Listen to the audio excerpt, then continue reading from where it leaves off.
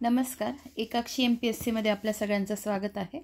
आदरणीय विठ्ठल बडे सरांचं जे पुस्तक आहे GK वन लाइनरचं बेस्ट बुक फॉर रिव्हिजन तर त्याच्यातलं आपण समाज सुधारक याच्यातला आज दुसरा टॉपिक बघणार आहोत. बघा, राष्ट्रीय नेते आणि क्रांतिकारक याच्यात पण आपण 2 बघितलेले आहेत आणि आपण त्याच्यासोबत समाज सुधारकमध्ये पंडिता रमाबाई बघितलेले आहेत. आज बघणार आहोत महात्मा गांधी.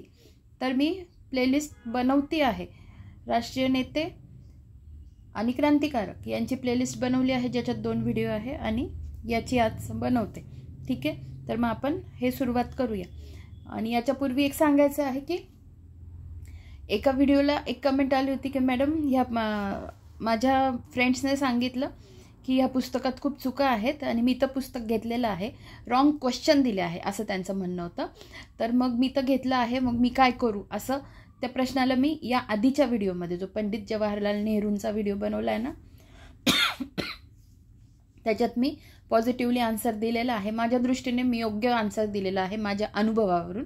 पण एक मला असं वाटलं की एक गोष्ट राहिली माझी सांगताना. त्यांनी क्वेश्चन हा शब्द वापरला होता ना, मी ओव्हरऑल बोलले पुस्तकाविषयी, पण क्वेश्चन जर त्यांना चुकीचे वाटत असतील तर मला एक सांगणं आहे, हे जे काही प्रश्न दिलेले आहेत ना मागे पोलीस भरतीचे, वनरक्षकचे आणि अजून जे कोणते दिलेले असतील, बघा हे असे जे प्रश्न दिलेले असतील त्याच्यात जर तुम्हाला प्रश्न किंवा उत्तरामध्ये चुकीचं वाटत असेल तर एक सरळ करा. काय गोष्ट करायची की यूट्यूबवर सरांचं यूट्यूब चॅनल काय आहे, महाराष्ट्र अकॅडमी, तुम्हाला सगळ्यांना माहिती असेल. त्यांच्या चॅनलवर सुद्धा PYQ चालू आहे आय थिंक. आणि याच्यावर पण इतर यूट्यूब चॅनलवर सुद्धा PYQच्या सिरीज इत्थंभूत, म्हणजे जे प्रश्न ॲज इट इज पेपरला आलेले आहेत ना तसे घेतलेले आहेत. म्हणजे मी फॉलो नाही केलेलं, पण जेवढं मला माहिती आहे तेवढं. ठीक आहे, तर तुम्ही जर गुगल म्हणते यूट्यूबवर जर सर्च केलं की अशा वर्षाचे प्रश्न, तर कदाचित तुम्हाला हे प्रश्न मिळतील आणि त्याचे उत्तरं पण मिळतील.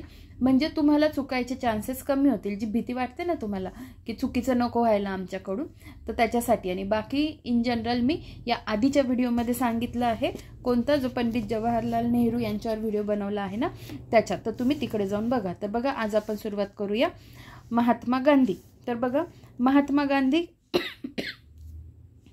यांचं पूर्ण नाव काय, तर मोहनदास करमचंद गांधी. महात्मा गांधी यांच्या पत्नीचे नाव कस्तुरबा गांधी.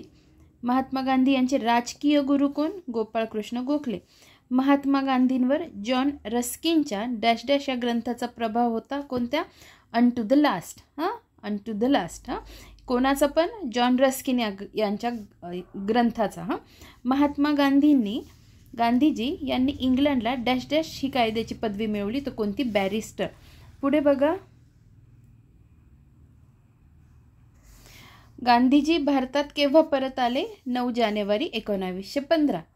आणि मग जो प्रवासी भारतीय दिन आहे, जेव्हा ते परत आले 9 जानेवारी, हा दिवस प्रवासी भारतीय दिन म्हणून कधीपासून सेलिब्रेट होतो, 2003 मध्ये. ठीक आहे, म्हणजे मला माहिती पण नव्हतं पुढचा प्रश्न हा आहे, तरी मी इथे लिहून ठेवलं होतं आधीच 2003 आणि पुढचा प्रश्न हाच होता. ठीक आहे, त्याच्यानंतर गांधीजी यांचे पहिले सविनय कायदेभंग आंदोलन कोणते, चंपारण्य सत्याग्रह, बिहार. आता एक गोष्ट लक्षात ठेवा, काय काय विचारलेलं आहे ह्या एवढ्या ह्याच्यात खूप गोष्टी प्रश्न माहिती असणं फार गरजेचं आहे. फॉर एक्झाम्पल, आपल्याला हा प्रश्न विचारला की क्रोनॉलॉजी लावा, तर मग आपल्याला माहिती पाहिजे चंपारण्य, अहमदाबाद आणि खेडा या तिघांमध्ये क्रोनॉलॉजी काय आहे. तर चंपारण्य सत्याग्रह आधी झालेला आहे, त्यानंतर अहमदाबाद गिरणी कामगारांचा आणि त्याच्यानंतर खेडा. ट्रिक कशी लक्षात ठेवणार, मी हेच लक्षात ठेवलंय, CAK. आता याचा उच्चार जो करायचा तो करा, पण CAK म्हणजे C for Champaran, A for Ahmedabad गिरणी कामगार आणि K फॉर खेडा. अशा पद्धतीने लक्षात ठेवा. त्याच्यानंतर गांधीजी यांचे मग पहिले सविनय कायदेभंग आंदोलन कोणतं म्हणता येईल, तर चंपारण्य सत्याग्रह, जे बिहारमध्ये झाले 1917. गांधीजींचे पहिले आमरण उपोषण केव्हा झाले, 1918ला अहमदाबाद गिरणी कामगार सत्याग्रह. आणि महात्मा गांधींचे पहिले असहकार आंदोलन कोणतं, तर खेडा येथील साराबंदी चळवळ 1918 सालची. तर ह्या गोष्टी वेगवेगळ्या पद्धतीने नीट लक्षात ठेवा.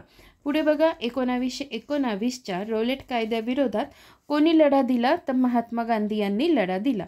1920 स्वातंत्र्यापर्यंतचा काळ 1920 ते स्वातंत्र्यापर्यंतचा काळ डॅश डॅश म्हणून ओळखला जातो. तर काय म्हणून ओळखला जातो? गांधी युग म्हणून. महात्मा गांधी यांनी चरखा संघाची स्थापना केव्हा केली? 1925 मध्ये. कशाची? चरखा संघाची स्थापना. पुढे बघा, डॅश डॅश यांनी जातीय निवाड्यानंतर दलितांच्या समस्या सोडवण्यासाठी हरिजन सेवक संघाची स्थापना व हरिजन हे वृत्तपत्र सुरू केले. तर महात्मा गांधी यांनी जातीय निवाड्यानंतर दलितांच्या समस्या सोडवण्यासाठी हरिजन सेवक संघाची स्थापना व हरिजन हे वृत्तपत्र सुरू केले. 1924 काँग्रेसच्या बेळगाव अधिवेशनाचे अध्यक्ष कोण होते? महात्मा गांधी होते. वैयक्तिक सत्याग्रहाची सुरुवात केव्हा झाली? 1940 मध्ये. वैयक्तिक सत्याग्रह कधी? 1940. 1942 चले जाव आंदोलनाचे नेतृत्व कोणी केले? तर महात्मा गांधी यांनी केले. 1942 चले जाव चळवळीत गांधीजींनी जनतेला कोणता संदेश दिला? करेंगे या मरेंगे. पुढे बघा, महात्मा गांधीजी यांचे बापू असे टोपणनाव कोणी पाडले? तर सुभाषचंद्र बोस. आणि महात्मा गांधी यांना राष्ट्रपिता असे कोणी म्हटले? तर नेताजी सुभाषचंद्र बोस. नीट लक्षात ठेवा, बापू आणि राष्ट्रपिता. पुढे बघा, महात्मा ही पदवी कोणी दिली? तर रवींद्रनाथ टागोर यांनी दिली. पुढे बघा, लॉर्ड माउंटबॅटन यांनी गांधीजींचे वर्णन डॅश डॅश असे केले? तर एका माणसाचे सैन्य. बघा काय म्हटलेलं आहे, लॉर्ड माउंटबॅटन यांनी गांधीजींचे वर्णन डॅश डॅश असे केले? तर एका माणसाचे सैन्य. नीट लक्षात ठेवा. 30 जानेवारी 1948 रोजी डॅश डॅश यांनी दिल्ली येथे बिर्ला मंदिर परिसरात महात्मा गांधींची हत्या केली. तर नथुराम गोडसे यांनी हत्या केली. पुढे बघा, 1930 साली टाइम मासिकाने गांधीजींना डॅश डॅश हा पुरस्कार दिला. तर कोणता? Man of the year. एकमेव हे भारतीय आहेत गांधीजी. 1930 साली टाइम मासिकाने गांधीजींना मॅन ऑफ द इयर हा पुरस्कार दिला. महात्मा गांधींनी कोणकोणती वृत्तपत्रे सुरू केली? बघा, नवजीवन, यंग इंडिया, इंडियन ओपिनियन आणि अजूनही त्यांची बरीच वृत्तपत्रे आहे. खेड्यांकडे चला असा संदेश कोणी दिला? महात्मा गांधी यांनी दिला. महात्मा गांधी यांचा जन्म 2 ऑक्टोबर डॅश डॅश म्हणून पाळला जातो. तर जागतिक अहिंसा दिन म्हणून पाळला जातो. पुढे बघा, माझे सत्याचे प्रयोग आत्मकथा हे पुस्तक कोणी लिहिले? महात्मा गांधी यांनी लिहिले.